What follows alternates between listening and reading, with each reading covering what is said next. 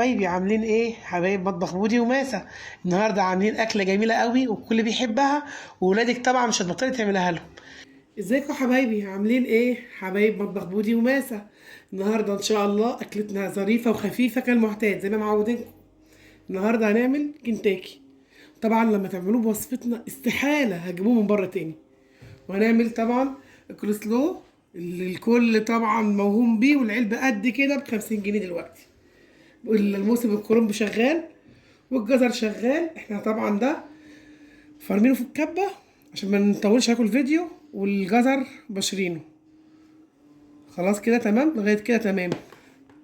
ومعلقتين سكر ومايونيز زبادي، وهناخد نص معلقة خل ونقول. ولو مفيش زبادي، لو عندك لبن نستبدله بيها تمام. والمايونيز لو مفيش برطمانات ممكن تجيبي ب2 3 جنيه اللي هو البكاوي الصغيرة دوت وتشتغلي بيه. برضو كل حاجة ما توقفيش عليها، مفيش، ما تحطيش نفسك على حاجه، كل حاجه ان شاء الله متوفره عندك وبأقل الامكانيات. نبتدي مع بعض. خلاص كده نبتدي نحط معلقتين السكر اللي قلنا عليهم.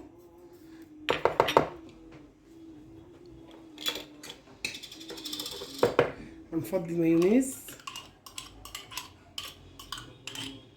انا بحب استخدم مايونيز، مريحه وكويسه، مش غاليه في سعرها. الزبادي، كل حاجه بنعملها قدامكم، ما بنعملش حاجه من وراكم، عشان احنا بنقول برضه عشان عرايسنا والبنات اللي بتحب تتعلم. هي اكلنا عادي واكل بيتي عادي، بس احنا بنعلم التكات للبنات اللي عايزه تعمل في البيت الحاجه بتاعتها. سنه خل صغيره، نقول بسم الله الرحمن الرحيم ونبتدي.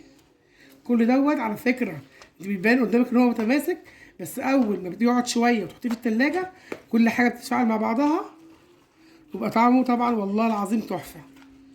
وبننزل له سنه ملح، سنه الملح احنا قلنا عليها.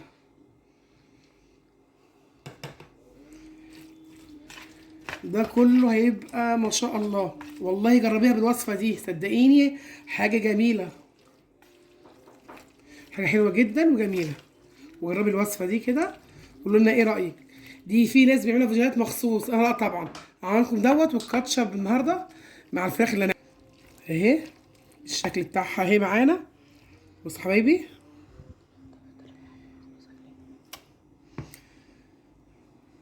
بصوا حبايبي شكلها عامل ازاي. انا بسكت شويه عشان تتفرجوا وتشوفوا الجمال بتاعها. والله حاجه عظمه زي ما بقول لكم، عظمه. كده خلاص اول خطوه في غدانا النهارده كروسلو عملناه ونحطه في الثلاجه، ونرجع نعمل الكاتشب. هوريكم بتعمل ازاي. احنا قلت برضه زي قبل كده، غيرنا بيعمل حلقات لكل حاجه لوحدها، لا ده غدانا النهارده كامل متكامل، من السلطه للكاتشب للفراخ للرز البسمتي اللي هعمله. وان شاء الله ينول اعجابكم. وادي حبايبي هنعمل طريقه عمل الكاتشب.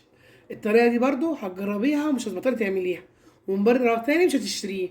خلينا مع بعض. القطه بس تستوي انا هقطعها وبحطها على النار بتتهري قوي، وبعدين نشوف هنعمل ايه بعد كده. كده نعمل الرز بتاعنا النهارده هتشوفوه بطريقه حلوه وقولوا لي رايكم ايه. اما بقى بالنسبه للكاتشب القطه خلاص اهي اتهرت تبرد. جينا تاني يا حبايبي، ادي الكاتشب اهو. حطيت عليه شويه بابريكا صغيره ونص معلقه سكر،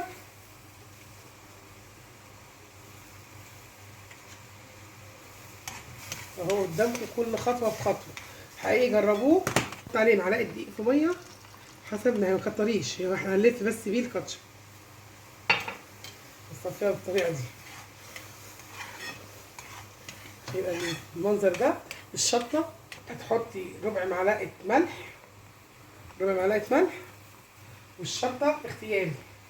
احنا الاولاد بيحبوه مشطشط سبايسي يعني. ادي الكاتشب بتاعنا خلص، هتحطيه يبرد وتعبيه عندك في اي ازازه في التلاجة وتشتغلي منه. يجيب الف هنا وشفا جنب اي حاجه اللي تحبي تاكلي معاها كاتشب، بطاطس محمره، فراخ محمره عادي يعني، بانيه، كل حاجه موجوده عندك ان شاء الله، وهتلاقيه عندك متوفر في تلاجتك. تمام.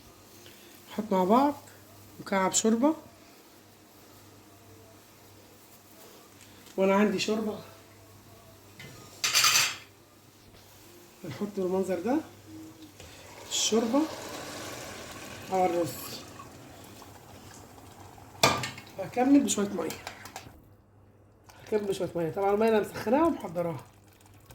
هتقولوا لي الرز ابيض النهارده، اقول لكم لا، استنوا التكه بقى بتاعت الرز شوفوا هنعمله النهارده ازاي. حاجه كده مشهيه وهتعجبكم وتخلي ولادك ياكلوا الاكل من شكله الجميل.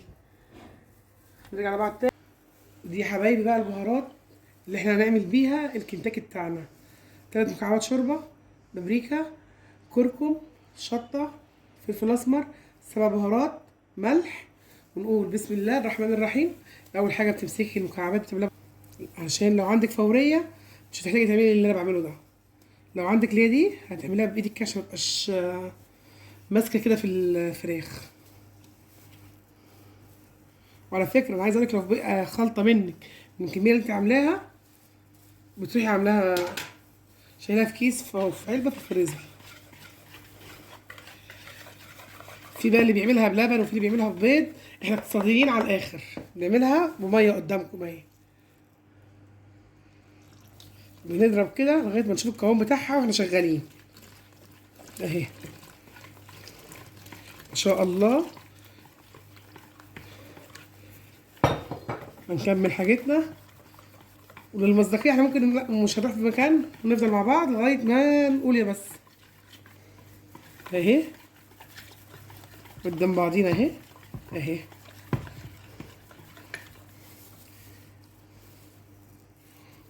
ملحها مظبوط، كل مقاديرنا مظبوطة. هنشتغل والبسم بتاعتنا اللون دون نجيبه من عند العطار زي الكركم كده. بنعمل بيه ايه؟ بنشكل بيه الرز. بنعمل كده عشان نديله لون اللي هو الاحمر التقيل. خلاص كده.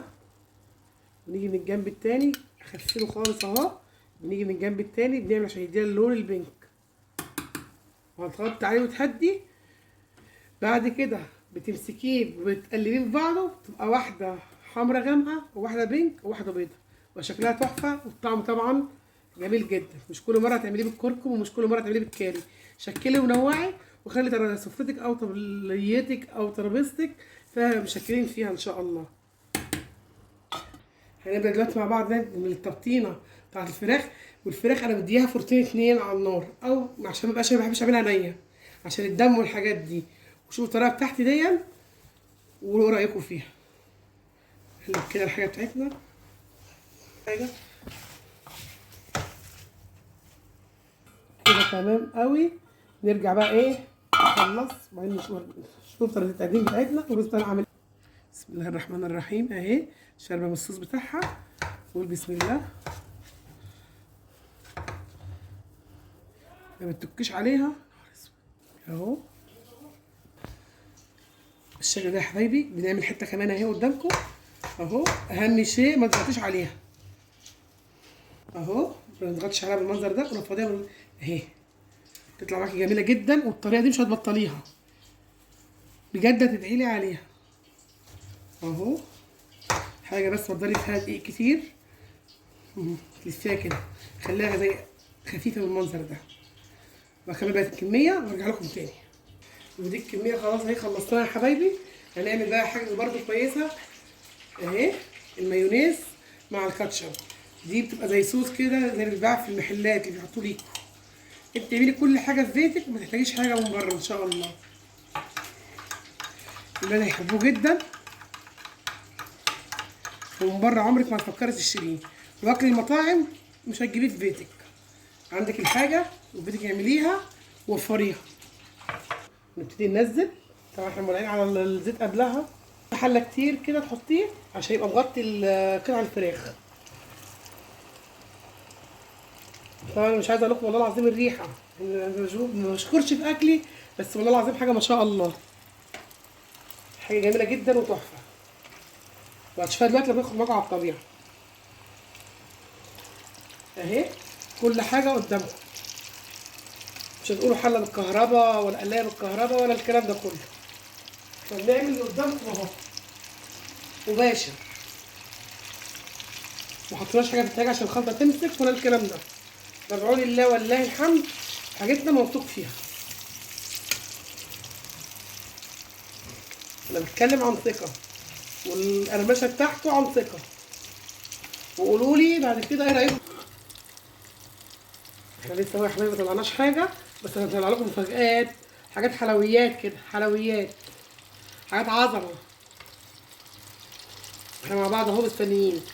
احنا مش ماشيين النهارده، اما نشوف نطلعها ولا لا.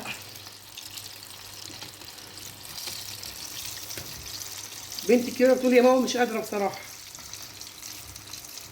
انا عايزه اكل وجوعت.